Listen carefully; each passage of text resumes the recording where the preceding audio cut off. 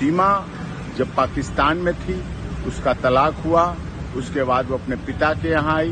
पिता की मौत के बाद सचिन से दोस्ती हुई। सचिन से दोस्ती के बाद उसने इस पाकिस्तान में रहते हुए सनातन धर्म ग्रहण किया। फिर नेपाल आई, नेपाल में सनातन धर्म के अनुसार विवाह किया।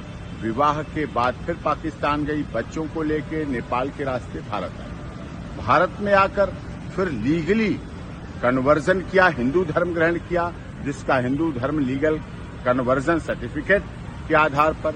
उसके बाद पूरे रीति रिवाज परंपरा के साथ सप्तपदी फेरों के साथ विवाह हुआ।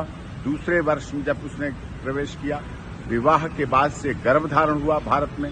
गर्भाधान के बाद बेटी का जन्म हुआ, जिसका सब देश की दुनिया की सहमति से भारती मीना नाम रखा गया। एलियस उसका घर में नाम रखा गया मीरा रह रही। अब इसके बाद सारी प्रक्रिया एटीएस लगातार पहले से अब में और कर रही। एटीएस जांच एजेंसी सारी कर रही है। पुलिस की निगरानी अब भी पहले भी शुरू से अब तक है। उत्तर प्रदेश पुलिस माननीय न्यायालय के आदेश पर सीमा सचिन मीना के घर, अपने पति के घर ससुराल में रह रही है, जो कि भारत में जन्म लिया, भारत का रहने वाला भारतीय है। देश के महामहिम राष्ट्रपति जी के यहाँ उसकी याचिका लंबित है। सारे ओरिजिनल डॉक्यूमेंट जो पाकिस्तान से लाई थी सब सीमा के एटीएस के पास हैं, जांच कर रही है।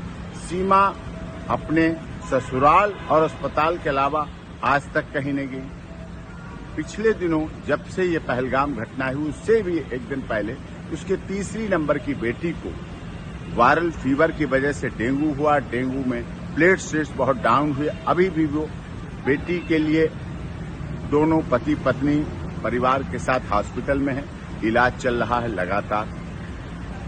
नवजात बच्ची उनके साथ है, भारत में बेटी। उसका सर्टिफिकेट उत्तर प्रदेश की माननीय सरकार ने जारी कर रखा है, बर्थ सर्टिफिकेट, और उसके आधार पर है, भारत में रह रही है। उससे इसने पहलगाम की घटना, जो दुखद घटना है, उससे इसका जोड़ना बिल्कुल गलत है। जो लोग आलोचनावश ऐसा जोड़ रहे हैं, उसकी स्थिति को देखें। भारत की अब बहू है, मीना समाज की सम्मान है और रघुपुरा में रह रही है। देश की सरकार का, माननीय उत्तर प्रदेश की योगी आदित्यनाथ जी की सरकार का, केंद्र सरकार का सदैव उसने पालन किया है।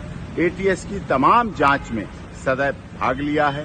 पूरी जांच प्रक्रिया चल रही है, चली है।